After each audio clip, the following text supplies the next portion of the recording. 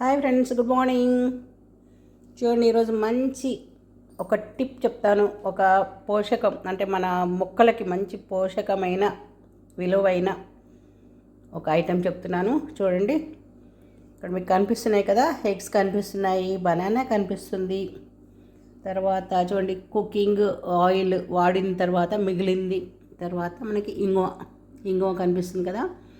So ఏం చేయాలంటే, మనం ఈ banana with peel small pieces చేసుకొని, బాగా పండి ఉండాలి, స్మాల్ పీసెస్ చేసుకొని, ఆ తర్వాత 2 eggs 2 బనానా.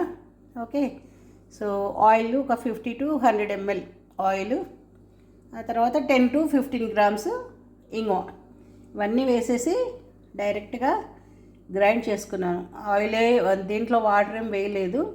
గ్రైండ్ చేస్తే అది లిక్విడ్గా అవుతుంది, ఇలాగా వైట్గా మారిపోతుంది, ఎమల్సిఫికేషన్ అవుతుంది కదా ఆయిల్ ప్లస్ ఎగ్స్ అవన్నీ కలిపితే ఆయిల్లో.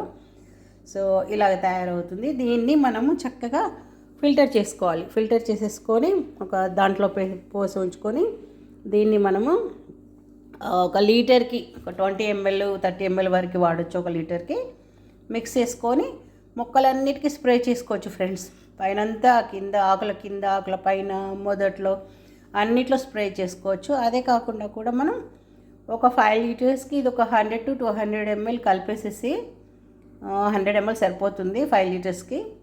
మొక్కల మొదట్లో, మొక్కకి మన పాట్లో సాయిల్లో మొక్కల మొదట్లో వేస్తే కనుక మంచిగా బలంగా తయారవుతాయి. లోపల ఏమైనా పనికిరాని కీటకాలు ఉన్నా కానీ తొలగిపోతాయి. ఇంకా మనకి కావాల్సిన ఎర్త్ వామ్స్ ఉంటాయి కదా, అవి కూడా చక్కగా పుష్టిగా తయారు చేస్తాయి. మన మట్టిని, మొక్కలకు కావాల్సిన పోషకాలని ఇస్తాయన్నమాట. సో ఇది ఎగ్, బనానా, ఓకే, ఇంగువ, ఓకే, వాడి మిగిలిన వంట నూనె. ఇది ఫ్రెండ్స్, బాగుంది కదా. సో అందరూ యూస్ చేసుకోండి, ఓకేనా.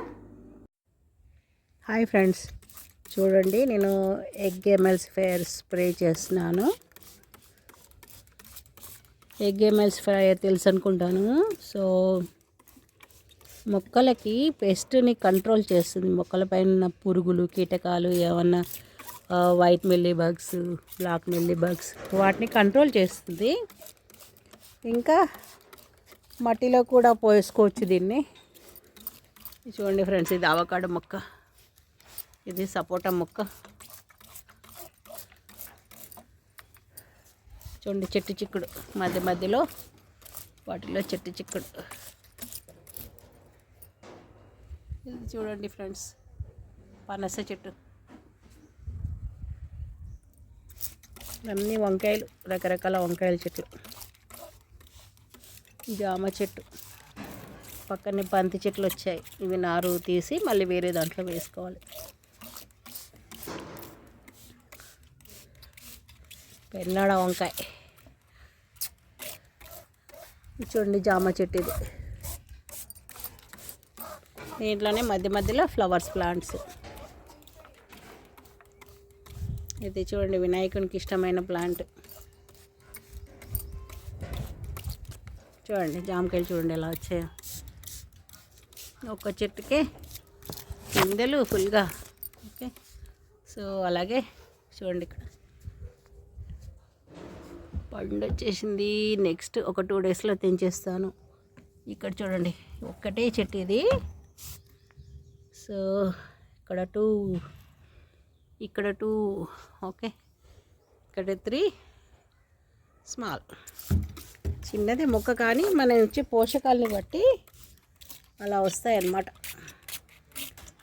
సో ఇది ఎందుకు వేస్తున్నానంటే, ఇప్పుడు బాగా చలికాలం కదా, మంచిగా ఫుల్ కీడ పురుగులు చాలా తిరుగుతుంటాయి. దానికి ఇట్లా ఎగ్ ఎమల్సిఫికేషన్ వేస్తే కనుక మొక్కలన్నీ యాక్టివ్ అయిపోతాయి మళ్ళీ. ఇది నేరేడు మొక్క.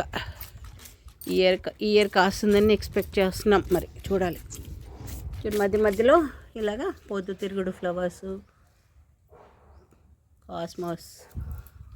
ఇలాగేంటంటే మధ్యలో ఇలా ఫ్లవర్స్ పెడితే ఏమవుతుందంటే, చక్కగా సీతాకోక చిలుకలు, తుమ్మెదలు వచ్చి వాటికి మిగతా చెట్లకి పాలినేషన్ చేస్తుంది. చూడండి, ఇక్కడ బ్లాక్ మిల్లీ బగ్ పట్టింది. మన మునగ చెట్టు కాయకి ఈ గేమెల్సిఫికేషన్ అందుకే చేస్తున్నాను. ఒకసారి ఒక 1 వీక్ ముందు చేశాను నీము యూరిన్ కలిపి, అంటే అది నీమ్ ఆయిల్ ప్లస్ మన మన దేశీ ఆవుది మూత్రం లైట్గా కలిపి చేశాను. అయినా ఇలాగ మార్చి చేస్తూనే ఉండాలి ఫ్రెండ్స్. న్యాచురల్గా పండించాలనుకుంటే మరి ఇవన్నీ తప్పదు. ఇది బత్తాయి చెట్టు బాగా కాసింది.